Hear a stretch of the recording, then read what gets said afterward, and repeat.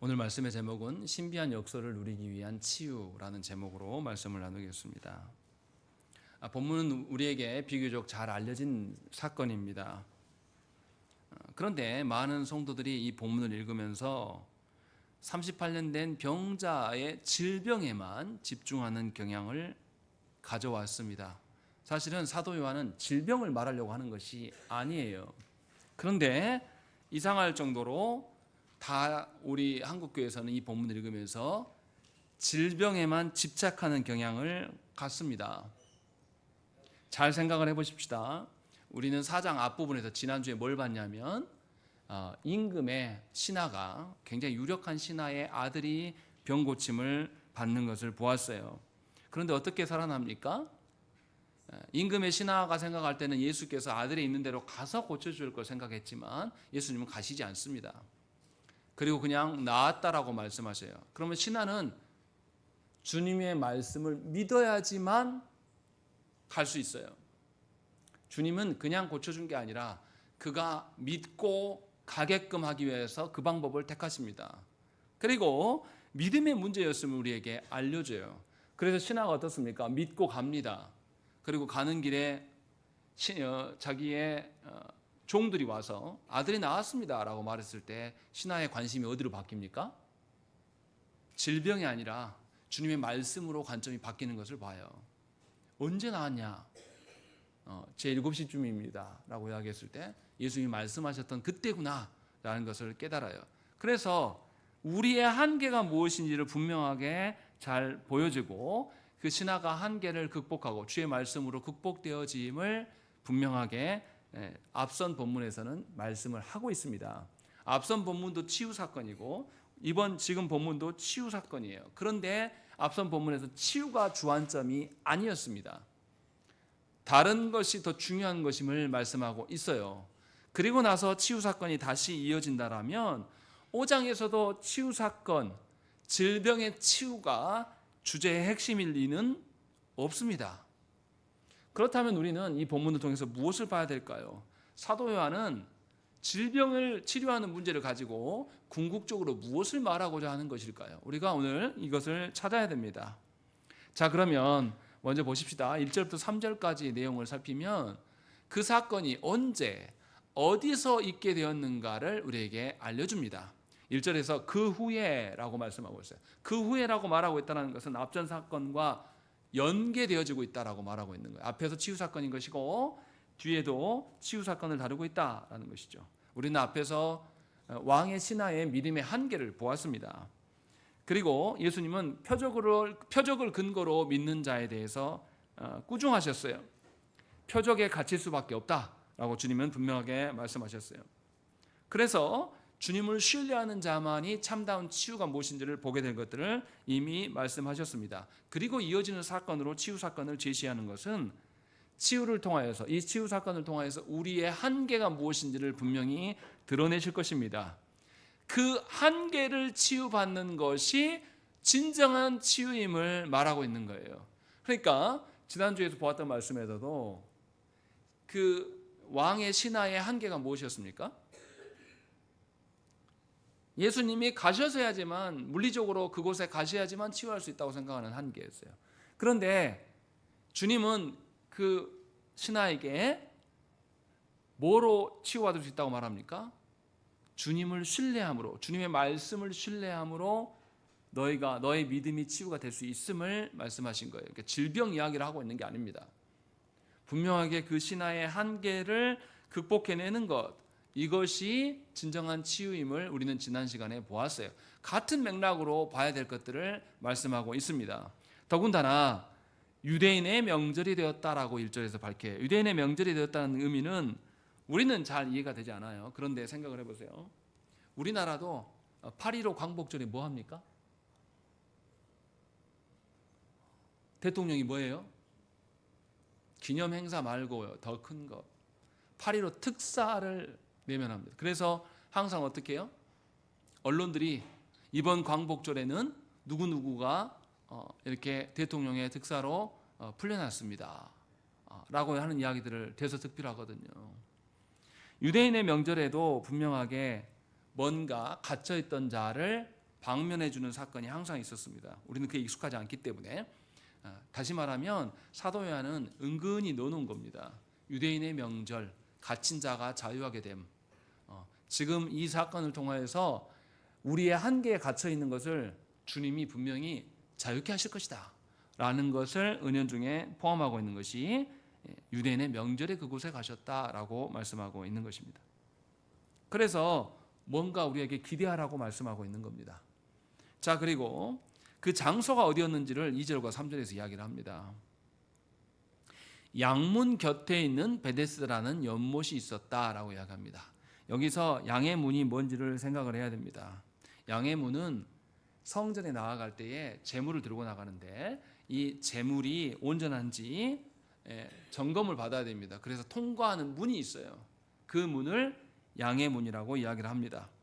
그러면 그 양의 문을 지나는 양들의 상태는 어떻게 하겠습니까? 깨끗해야 돼요. 그래서 양의 문 곁에 뭐가 있다고 지금 말하는 겁니까? 베데스다 연못이 있다라고 말하고 있습니다. 그러면 지금 뭔 이야기를 하고 있는 겁니까? 이 사건이 벌어진 곳이 사실은 양들이 씻기워질 곳이다. 양들이 씻기워져서 하나님께 나아가는 곳이다라는 것을 사도 요한은 은유적으로 말씀하고 있는 겁니다. 그냥 질병 문제 말하는 게 아니라 육신의 문제가 아니라 하나님 앞에서 거룩의 문제를 지금 말하고 있구나라는 것을 문학적으로 장치를 걸어둔 겁니다.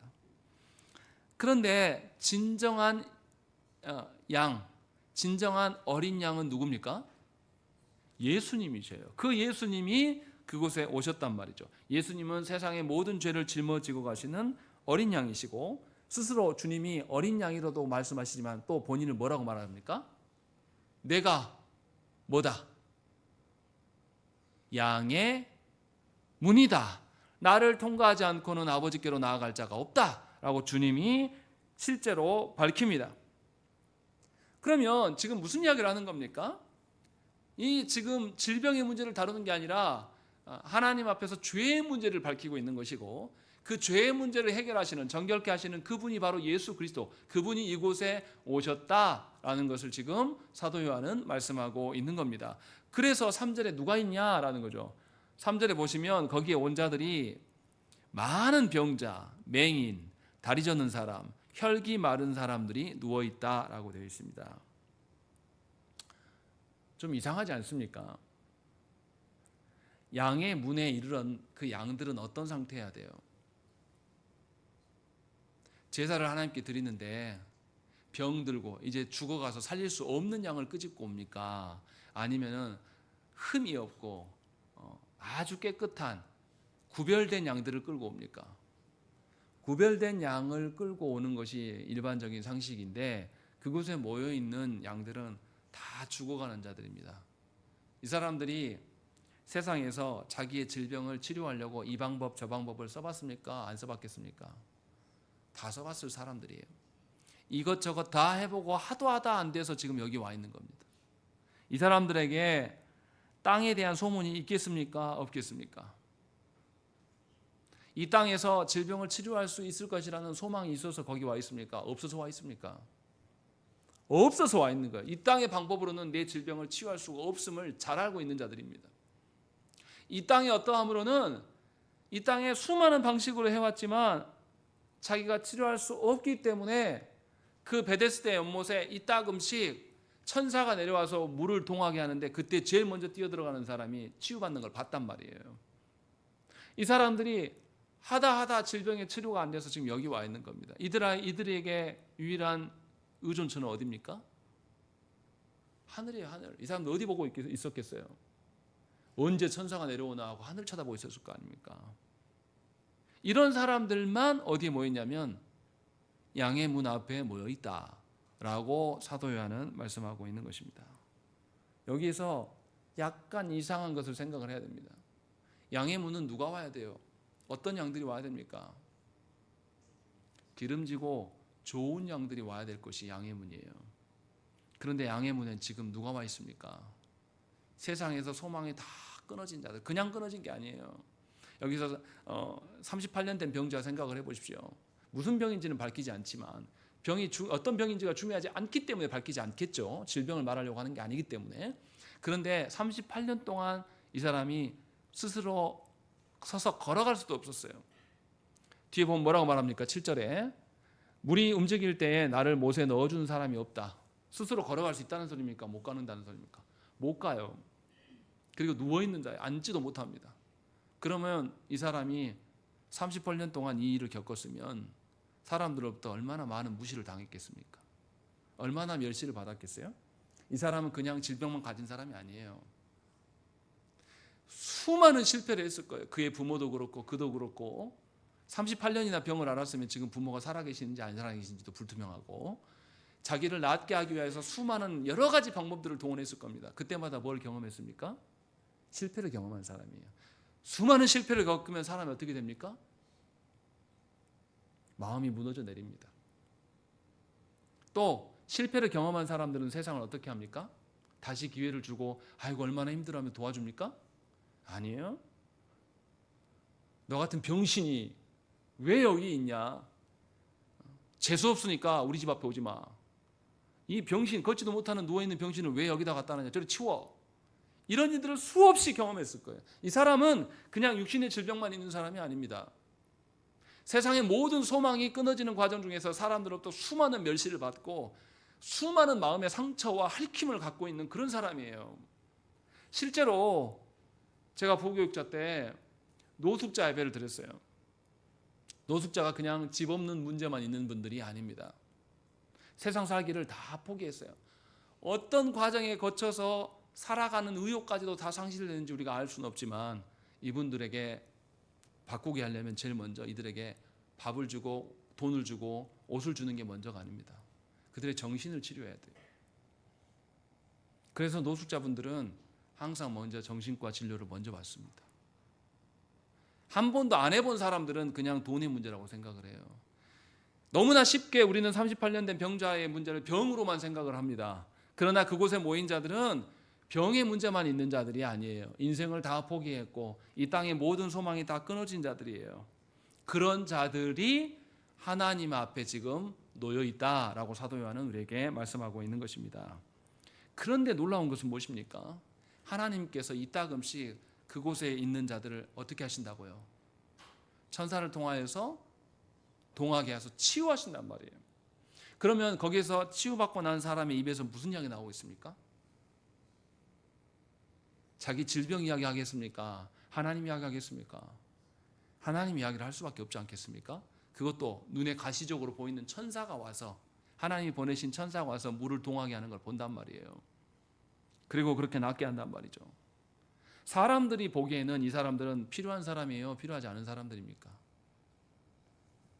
이 사람들은 필요하지 않을 뿐만 아니라 어떤 사람들에게는 있으면 안 되는 사람들입니다. 히틀러가 아주 악한 게 무엇입니까? 히틀러가 인종 청소를 했습니다.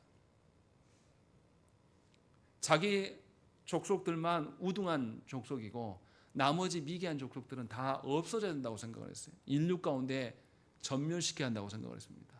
그래서 유태인들을 다 학살했습니다. 유태인만 학살한 게 아니에요. 아시아인의 계통 있는 사람이나 뭔가 특이한 사람들 다 잡아다가 다 불태우고 비누로 만들었습니다.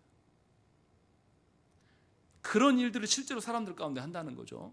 이런 대접을 받은 사람들이에요. 사람들이 보기에는 그냥 불쌍한 정도의 사람이 아니라 폐기 처분해야 될 쓰레기 정도로 취급받는 사람들이 하나님 앞에 모여 있는데 하나님은 이러한 쓰레기같이 취급받는 사람들을 이용해서 당신의 권능을 드러내시는 하나님이에요. 하나님은 세상에서 소망이 다 끊어진 자들, 그 가난한 자들을 불러다가 하나님의 역사를 보이셔서 누구도 부인할 수 없는 하나님의 일로 만드시는 것, 하나님의 전능을 드러내시는 것임을 우리는 말씀을 통해서 알아야 됩니다.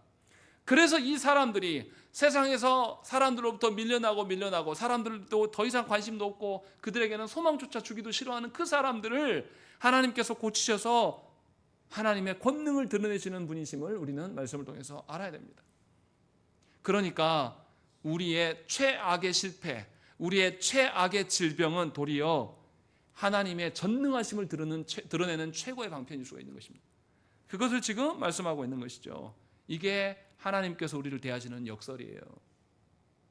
우리는 세상에서 잘나고 고귀하고 멋진 인간들이 교회 다니는 줄 알아요. 그러나 주님은 죄인들을 찾아오셨어요. 주님도 성전에 가신 게 아니라 이곳에 오셨단 말이에요. 밀려난 자들, 사람들로부터 외면당한 사람들을, 일말의 소망도 없고 절망 속에서 이미 패배주의로 갇혀있는 그 사람들에게 하나님께서는 치료하심으로 하나님의 영광을 드러내게 하신다는 것입니다. 이것은 땅의 관점으로는 절대로 알 수 없는 일입니다. 세상의 관점으로, 사람들의 관점으로는 전혀 이해할 수 없는 자들이에요. 소망을 논할 수 없는 일입니다. 그러나 하나님은 이렇게 모든 소망이 끊어진 사람들, 사람들로부터 심각한 멸시를 받고 사람들로부터 쓰레기 취급을 받는 그 자들을 통해서 하나님의 영광을 드러내십니다. 그래서 하나님께 드려지는 이 공간 안에 병든 자들만 모여 있습니다. 부유하고 유력하고 똑똑한 자들은 그곳에 없어요. 우리는 내가 잘나서, 내가 잘돼서, 내가 성공해서 하나님의 영광을 돌릴 것이라고 생각을 합니다. 천만의 말씀이에요. 잘나고 똑똑하고 사람들로부터 인기를 누리게 되면 하나님의 영광을 드러내기가 참으로 어렵습니다. 내가 성공하고 내가 살만해지면 하나님을 찾습니까? 아니요. 하나 둘씩 나의 것을 잃어가고 세상에서 나를 아무도 손 내밀지 않는 그 사람들이 하나님께 돌아와요. 그것을 지금 우리에게 말씀하고 있는 것이에요. 시작부터, 이 사건이 시작되고 있는 배경부터 하나님 무슨 말씀하냐면, 당신이 가난한 자냐? 너는 하나님 앞에 가난한 자냐? 라고 우리에게 묻고 있는 겁니다. 여전히 내가 쓸만하고 여전히 내가 값어치 있는 사람들은, 그렇게 생각하는 사람들은 하나님께 돌아오지 않습니다. 사람들 앞에 가서 자기 자신을 드러내고 싶어요. 사람들 앞에서 드러나는 것을 자랑하고 싶어 합니다. 그래서 주 앞에 모인 자들에게 무슨 이야기를 하냐면 세상에서 잘된 이야기들을 계속 나불나불 대는 거예요. 그러나 분명하게 하나님은 수많은 병자들, 맹인, 다리 저는 자들, 혈기 마른 사람들, 사람들로 외면당고 멸시당한 사람들만이 이곳에 모여있다라고 말씀하고 있는 것이에요. 시작부터 사건이 이러고 있다는 것입니다. 그런데 여기서 보세요. 3절과 4절 보면 가로쳐져 있는 부분이 있습니다. 거기 부분만 한번 읽겠습니다. 시작.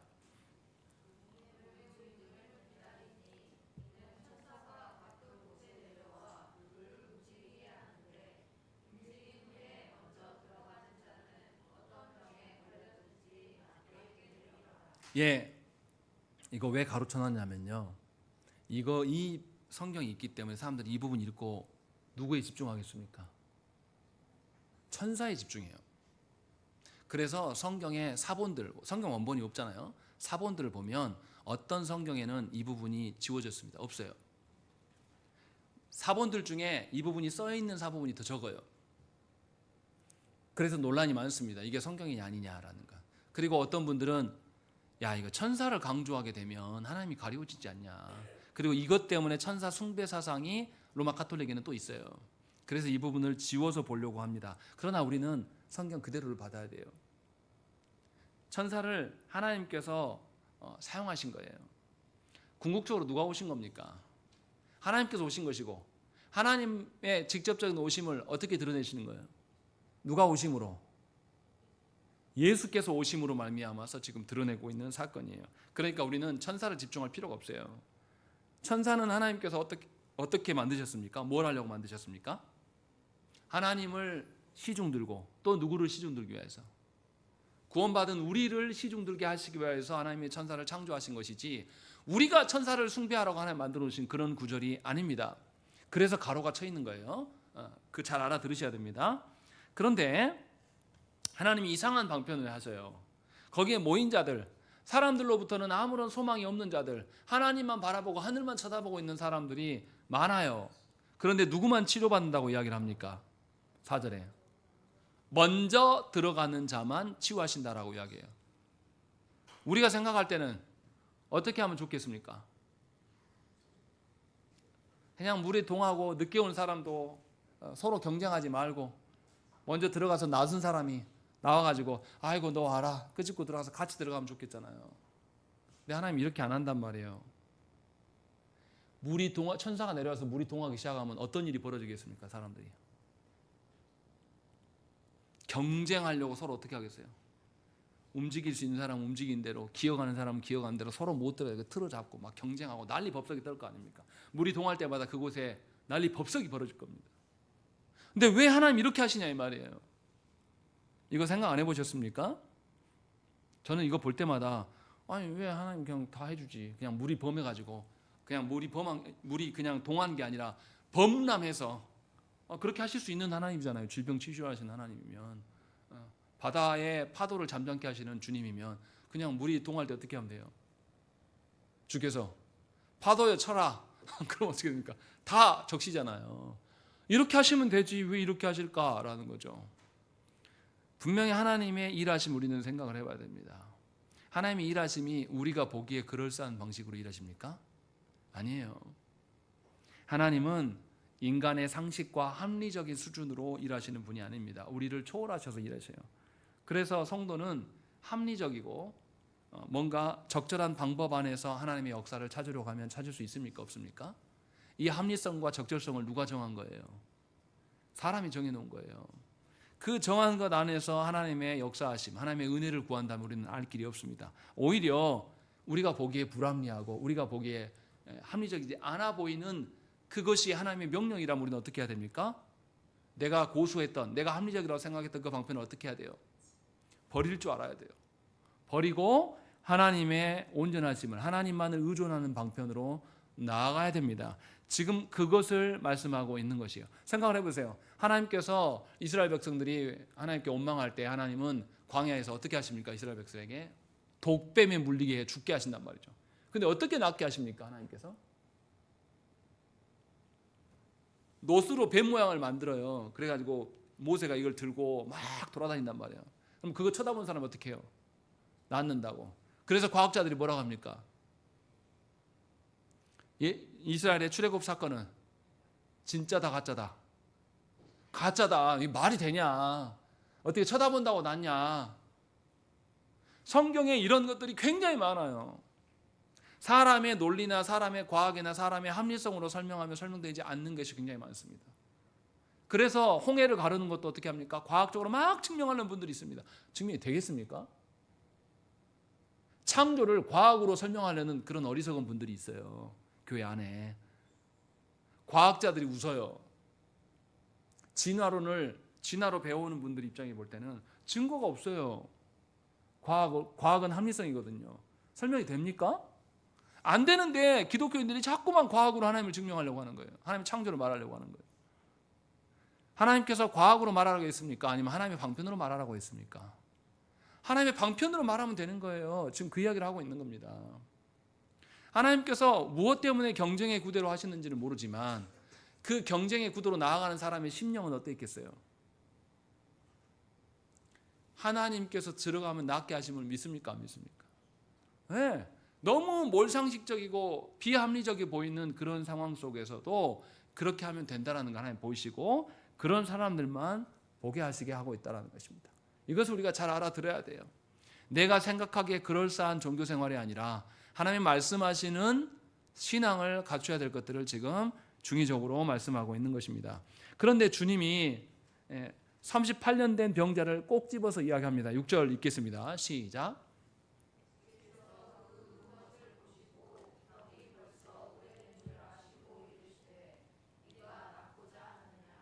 주님 참 이상하지 않습니까? 38년이나 됐으면 낫고 싶겠어요? 안 낫고 싶겠어요? 낫고 싶잖아요. 그냥 봐도.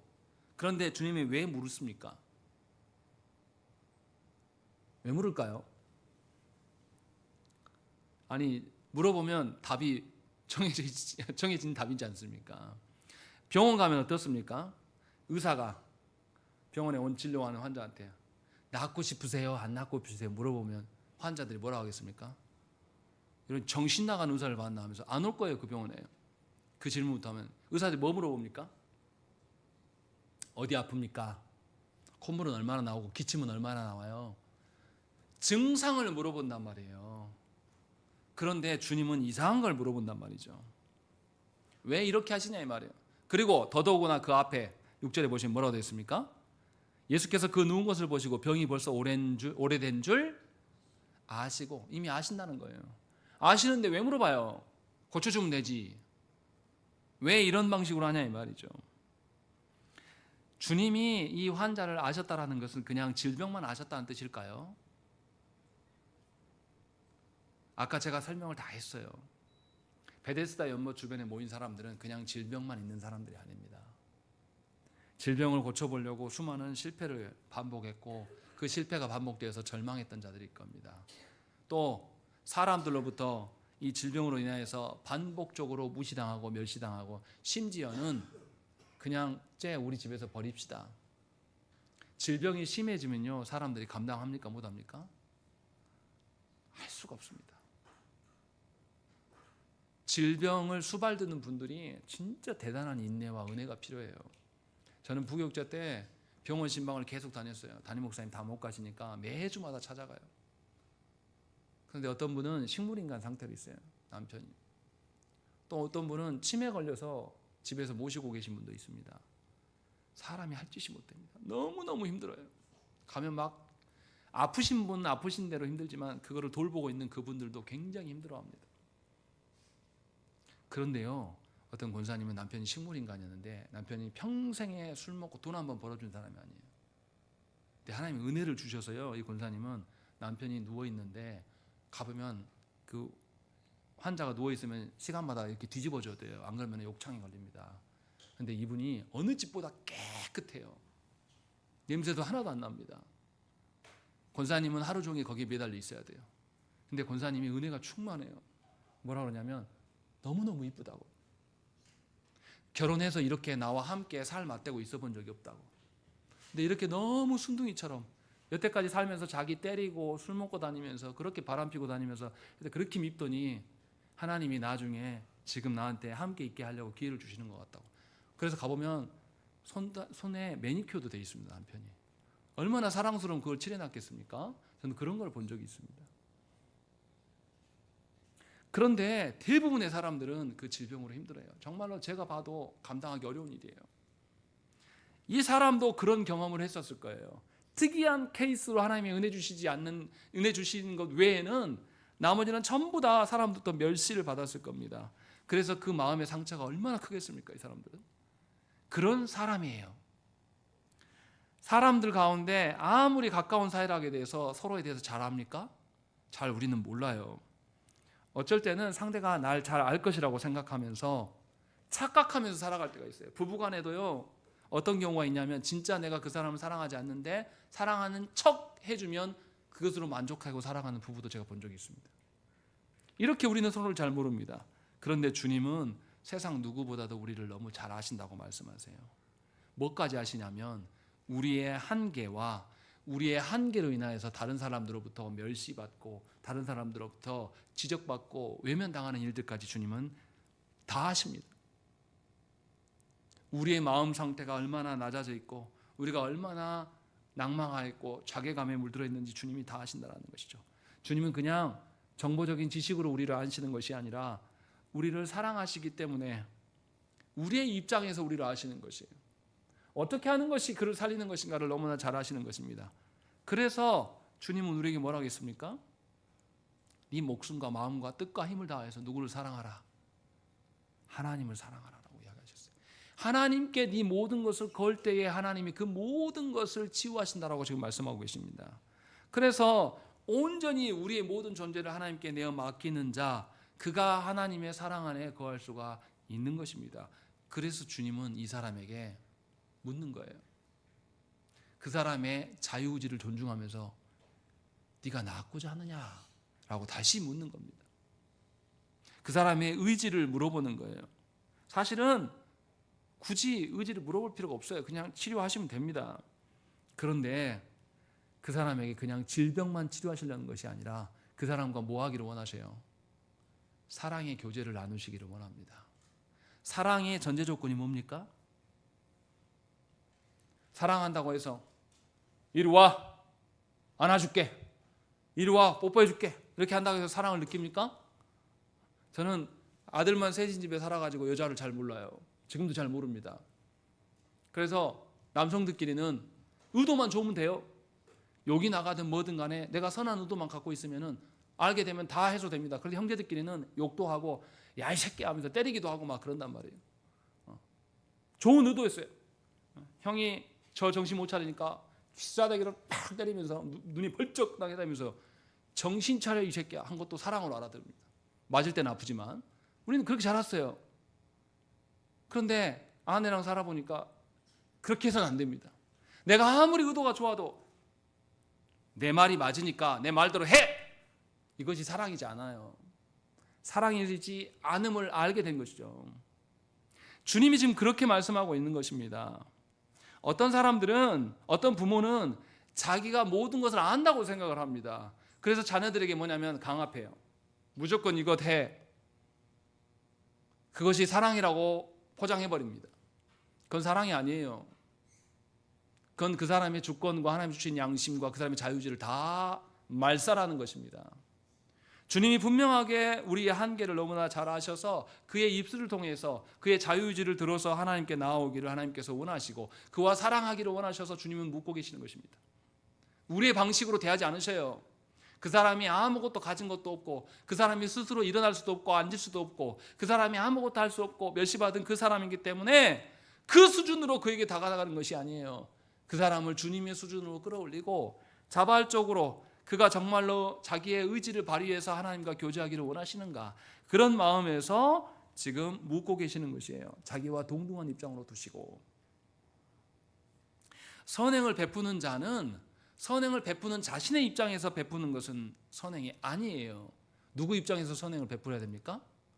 받는 자의 입장에서 선행을 베풀어야 돼요. 제가 부교육자 때 고등부 한 아이의 가정이 폭삭 망했습니다. 그 가정의 집을 도와주고 싶었어요. 그런데 아이에게는 그 경제적인 도움보다 뭐가 더 중요합니까? 자존심이 훨씬 더 중요해요. 그런 아이에게 못 모르고 아이들끼리 돈을 모아가지고 공식적인 자리에서 불러서 줬단 말이에요. 어떻게 됐겠습니까? 아이 교회 안 나옵니다. 그 돈도 교회 헌금함에다 넣고 갔어요. 안 나와요. 이게 사랑의 방법이 아니에요. 주님은 분명하게 우리와 전혀 다른 방식으로 지금 행하고 계시는 거예요. 우리의 자유의지를 다 들어서 강요하지 않으시면서 우리의 입장에서 우리가 자발적으로 하나님의 자리에 나아갈 수 있도록 질문 자체부터 다른 이야기를 하시는 거예요.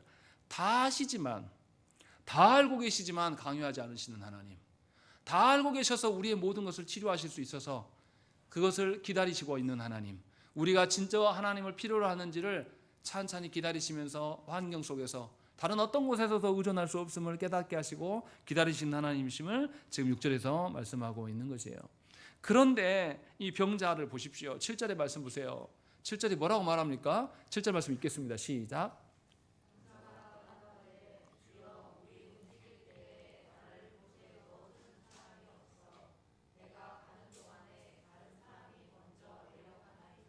이 사람 보세요. 얼마나 허망한 사람입니까? 지금 누구 앞에 있어요? 창조주이시고 구원주이시고 심판주이신 그분 앞에 놓여 있는데 이 사람이 뭐라고 합니까? 내가 저 연못에 못 들어가서 내가 지금 이러고 있습니다. 낳고 싶다는 거예요? 낳고 싶지 않다는 거예요? 낳고 싶긴 해요. 그런데 이 사람의 주안점은 뭡니까? 연못에 들어가면서 한다고 생각하는 거예요. 아니 주님이 앞에 있는데 온 우주 만물의 창조주이시고 온 우주 만물을 다스리시고 궁극적인 심판주이신 주님이 앞에 있는데 주님께 그냥 주님이 해결하시면 되잖아요. 이러면 되잖아요. 근데 이 사람 뭐 하고 있냐면 내가 저 물에 못 들어가서 이러고 있어요. 우리와 똑같습니다. 온 우주 만물의 주인 되시는 그 하나님 앞에 나와서 우리가 뭐 기도합니까? 하나님 돈이 없네요. 하나님 내 건강이 좋지 않아요. 하나님 내 자녀들의 문제가 힘드네요. 헛소리들을 막 노르는 거예요. 하나님 하시면 돼요. 그분이 하나님 아시지 않습니까? 하나님이 명하신 대로 나 하겠습니다. 이러면 돼요. 그런데 이 사람은 주님이 누군지 모릅니다. 그래서 뭐 하냐면 나 도와줄 사람이 없어서 내가 저기 못 들어갑니다. 아주 헛소리를 하고 있는 거예요. 뭐 하고 있는 겁니까? 이 사람은 하나님의 예수님의 방식 앞에 서 있는 겁니까? 아니면 자신의 방식 앞에 서 있는 겁니까? 자신이 해왔던 그 방식, 여전히 이 사람은 과거에 자기가 살아왔던 그 방식에 매달려 있는 거예요. 예수 믿는 분들 중에 그런 분들이 너무 많아요. 하나님의 말씀대로 하나님께서 예수께서 뭐라고 말씀하십니까? 너희의 먹고 마실 것, 입을 것 기도하라고요. 기도하지 말라고요. 기도하지 말라고 하신다는 거예요. 하나님 책임지시겠다고. 그런데 여전히 그것을 기도한단 말이에요. 여전히 그것으로 근심하고 울어요. 남들은 뭐도 있고 뭐도 사 먹고 쇼핑도 하고 뭐 여행도 가는데 우리는 뭐냐 이거. 이것을 하면서 하나님이 주신 삶을 근심 어린 나날로 보낸단 말이에요. 누가 무시하지도 않았는데, 누가 멸시하지도 않았는데 스스로 그 자리에 내려가요. 아니 우리가 밥을 굶습니까? 뭐 어떻습니까? 아직도 하나님께서 주실 살아갈 기회들이 너무 많은데 스스로 자기를 위축시키고 사람들 앞에 못 서요. 이런 바보가 어디 있습니까? 7절의 말씀은 우리의 모습을 보여주고 있는 거예요. 그 크고 높으신 삼위 하나님 앞에서 우리는 엉뚱한 것을 근거로 말해요.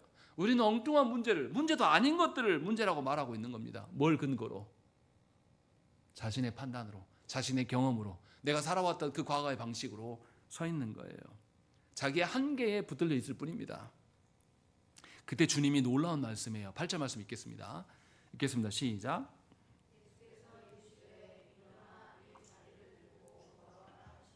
예, 주님은 전혀 알아듣지 못하는 자들 우리에게 뭐합니까? 하나님의 말씀대로 살아라라고 하나님 명령하신단 말이에요. 지금도 주님이 그 이야기 하고 있는 거예요. 아니 주님이 좀 도와주시면 나 저 물에 들어갈 수 있어요. 이것만 하면 끝나는 일인데 그 사람 입장에서. 근데 주님 뭐라고 합니까? 명령하셔요. 아니 38년 동안 못 걸어서 누워있는 사람인데 그 사람한테 주님 뭐라고 해요? 일어나 네 자리를 들고 가라, 걸어가라 라고 하신단 말이에요. 아니 못 걸어갖고 있는데 왜 일어나서 걸어가라고 합니까? 아니 하나님 나 지금 내 삶도 힘들어 죽겠는데 왜 말씀 따라 살아라 그래요? 왜 복음 따라 살아라 그럽니까? 하나님 내 새끼 그냥 잘 먹고 잘 살면 좋겠는데 왜 복음의 길을 가라고 합니까? 왜 내 새끼를 사역자하고 결혼시켜서 힘들게 합니까? 이런 소리를 하고 있다는 거예요. 우리가. 이거 우리 이야기예요. 우리 이야기. 주님은 분명하게 명령하시는 거예요. 네 살 길은 네가 생각하기에 그럴싸한 길이 아니다라고 말씀하고 있는 겁니다.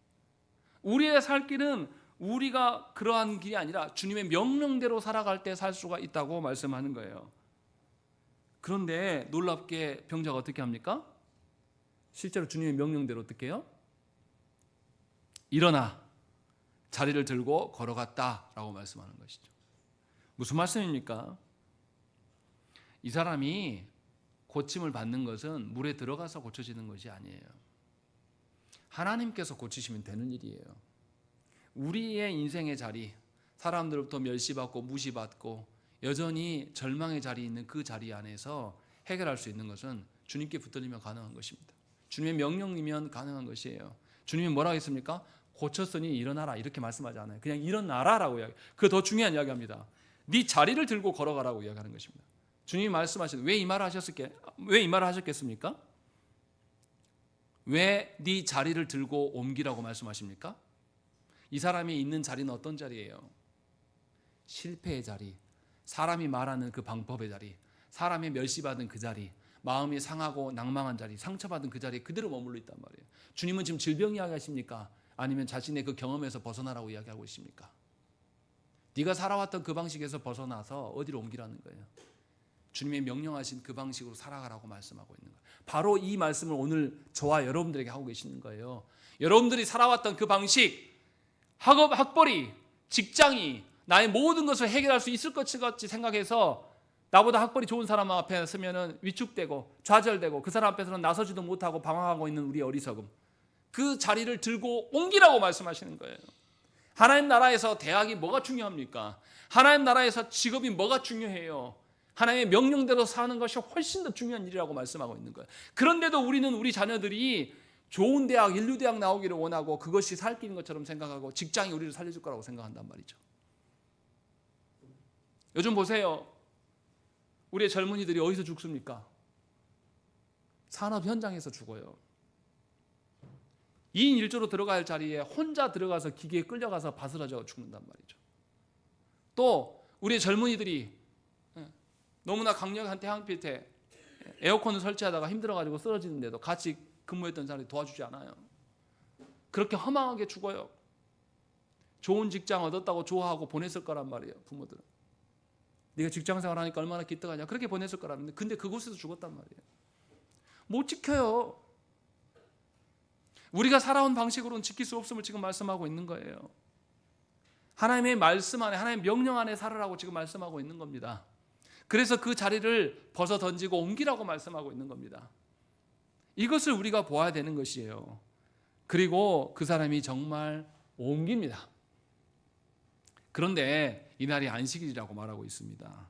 그리고 유대인들이 안식일의 기준으로 이 사람을 정죄합니다. 유대인들이 얼마나 안식일을 철저히 지켰냐면요, 그냥 혼자 걸어가도 몇 걸음 이상 걸어가면 안 돼요. 그 이상 걸어가면 일한 겁니다. 근데 이 사람이 어떻게 한 거예요? 그냥 걸어간 것도 아니고 어떻게 한 겁니까? 자기 자리를 들고 어떻게 했어요? 깔고 있었던 자리를 들고 어떻게 해요? 이쪽으로 옮겼단 말이에요. 일한 거예요. 그래서 지금 유대인들이 말하는 거죠. 10절 말씀에 네가 자리를 들고 가는 것이 옳지 아니하다라고 이야기하는 겁니다. 너 안식일 어겼어 라고 이야기합니다. 그때 그 사람이 뭐라고 합니까? 11절 말씀 읽겠습니다. 시작.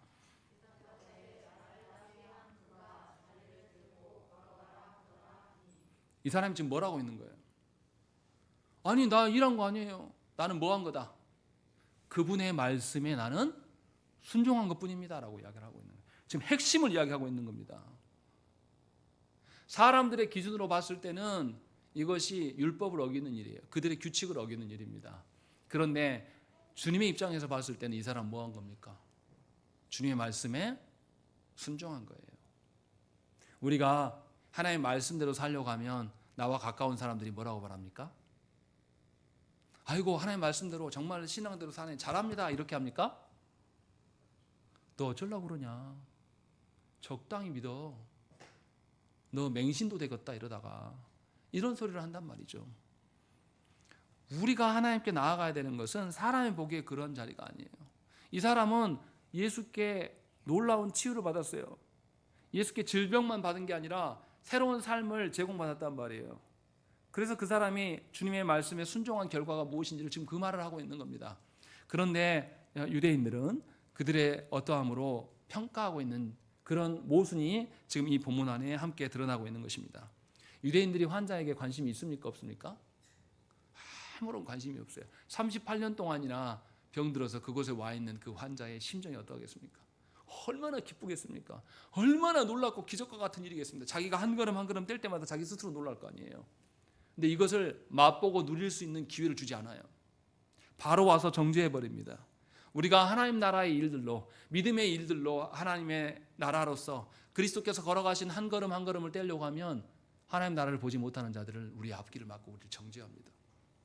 네가 그럴 때냐? 네가 지금 말씀 보고 헤헤거리고 은혜 받았다고 그렇게 기뻐할 때냐?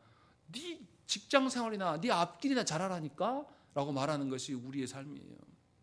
그것을 고스란히 보여주고 있는 겁니다. 그런데 주님의 대응을 보십시오. 이렇게 하고 있는데 주님 보세요. 13절 말씀. 고침을 받은 사람은 그가 누구인지 알지 못하니 이는 거기 사람이 많음으로 예수께서 이미 피하셨음이라 라고 하는 거죠. 예수님 이상해요. 피해버렸어요. 주님이 이 사람이 주님이 누군지 잘 알아서 고쳤습니까? 아니요. 분명히 사도 요한은 말해요. 고침을 받은 사람이 예수님이 누군지 알았다 몰랐다? 몰랐어요. 몰랐는데도 고치셨다라는 거예요. 그러면은 우리가 하나님을 잘 알았기 때문에 우리를 고치십니까? 알았기 때문에 우리가 하나님에 대해서 알기 때문에 하나님께서 우리를 고치십니까? 아니에요. 지금 사도 요한은 무슨 말을 하려고 하는 거냐면 순전히 누구로 인하여서 고쳐진 것이다. 하나님으로 인하여서 예수 그리스도의 말미암아서 고쳐진 사건이다라고 말하는 거죠. 이 사람이 순종했기 때문에 고쳐진 게 아니다라고 지금 그 이야기를 하고 있는 거예요. 그리고 나서 또 뭐라고 합니까? 주님은 자신을 잘 알지 못하는 자들에게도 얼마든지 은혜를 베푸시는 것, 순전히 하나님의 긍휼로 이 일이 진행되고 있음을 우리에게 말씀하고 있어요. 그래서 순종을 강요하지도 않으십니다. 하나님은 누구를 사랑하실 때에 분명하게 하나님의 사랑으로 그가 수용할 때까지 기다리셔요. 그래서 14절 말씀이 이어집니다. 14절 말씀 읽겠습니다. 시작.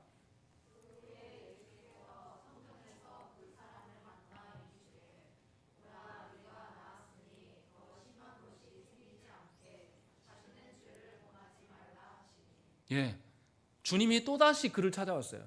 베데스다 연못에 있을 때도 주님이 찾아가셨습니다. 이 사람은 주님을 찾은 적이 없어요. 그런데 고치시고 난 뒤에 한참 뒤에 성전에 다시 찾아가셨어요. 그래서 그 사람을 만나러 가셨습니다. 그리고 뭐라고 합니까? 그 말씀이 중요해요. 보라, 네가 나았으니 더 심한 것이 생기지 않게 다시는 죄를 범하지 말라. 이 말 이상하지 않습니까? 육신의 질병의 문제를 뭐로 이야기하고 있는 거예요? 죄와 연동하고 있는 겁니다. 주님은 뭘 고쳐주고 싶은 겁니까? 육신의 질병을 고치시고 싶으신 것입니까? 아니면 그의 삶의 자체를 뜯어 고치시려고 하신 겁니까? 우리 죄의 문제, 궁극적으로 주님이 다루시고자 하는 것은 죄의 문제라고 지금 말씀하고 있는 것이죠. 사람이 타락함으로 말미암아서 이 땅에 뭐가 왔습니까? 사망이 왔어요. 사람이 범죄함으로 말미암아서 없던 사망이 생겨났어요. 하나님과 단절을 경험하게 됐기 때문에 하나님으로부터 영생을 공급받지 못해서 사망이 생겨났습니다. 그래서 사람은 병들고 죽어가는 겁니다. 이 모든 문제가 어디로부터 온 것이다? 죄로부터 온 것이라고 주님은 말씀하고 있는 것이죠. 그러니 우리는 건강의 문제를 보면서도 뭘 발견해야 돼요? 죄의 문제로 우리가 생각을 해야 됩니다. 분명히 주님은 이야기를 하고 있는 것이죠.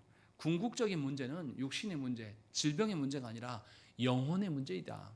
하나님 앞에서 죄의 문제가 훨씬 더 중요한 것이다라고 주님은 와서 권면하고 계세요. 강요하지 않으십니다. 찾아오셔서 뭐라 그러냐면, 네가 주님의 말씀을 거꾸로 뒤집어서 한번 말해볼게요. 주님이 이렇게 말씀하셨죠. 네가 나았으니 더 심한 것이 생기지 않게 다시는 죄를 범하지 말라. 뒤집어서 말하면, 네가 죄를 다시 범하면 더 심한 것이 생긴다 안 생긴다? 생기게 돼서 네 나은 것이 의미가 없어지게 될 것이다 라고 말씀하고 있는 것이죠. 분명히 주님은 질병의 몸뚱이의 문제도 뭐라고 말하는 거죠? 영혼의 문제로, 구원의 문제로 주님은 말씀하고 있는 것이죠. 그러면 우리가 해야 될 게 무엇입니까? 영혼의 문제에 힘쓰며 살아가야 될 것들을 지금 사도 요한은 우리에게 말씀하고 있는 거예요. 우리가 먹고 사는 문제도 다 하나님의 손에 달려 있습니다. 하나님과의 관계의 문제라고 지금 말씀하고 있는 것이죠. 그런데 이 치료함을 받은 사람이 태도가 마지막이 너무나 이상해요. 15, 16절 우리 읽겠습니다. 시작.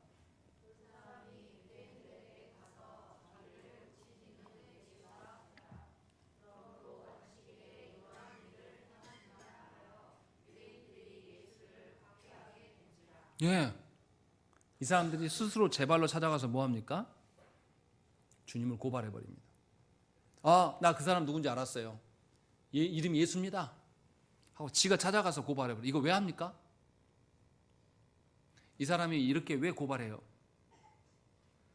다음에 유대인들 만나면 자기 또 추궁받을 거거든요. 그것도 성전에서 예수님을 만났단 말이에요. 그러면 증인들이 있겠습니까? 없겠습니까? 많죠. 그래서 자기의 안위에 신변의 위협을 느끼고 스스로 제 발로 찾아가서 주님을 고발해버립니다. 주께서는 그의 질병만이 아니라 그의 살아온 방식들, 그의 상처받은 마음과 그 모든 것을 치유하셔서 그를 건지시려고 하셨으나 이 사람은 다시금 어떤 논리로 살아갑니까? 세상 논리로 사람들의 보기에 합리적인 방식으로 살아가서 자신의 안위를 찾아가요. 이 사람의 인격과 영혼이 치유받았습니까? 치유받지 못했습니까? 치유받지 못했어요. 이 사람은 하나님 나라의 사람일 수가 없어요.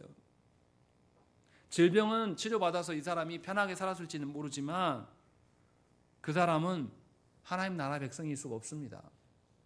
이 사람 38년 병자가 치유받은 게 중요한 게 아니에요.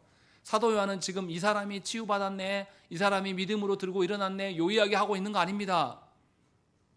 하나님께서 궁극적으로 우리의 자리를 들고 일어나서 새로운 삶을 살라고 말씀하시지만 이것을 알아듣지 못하는 자를 지금 소개하고 있는 것뿐이에요. 교회 안에 이런 분들이 참으로 많습니다.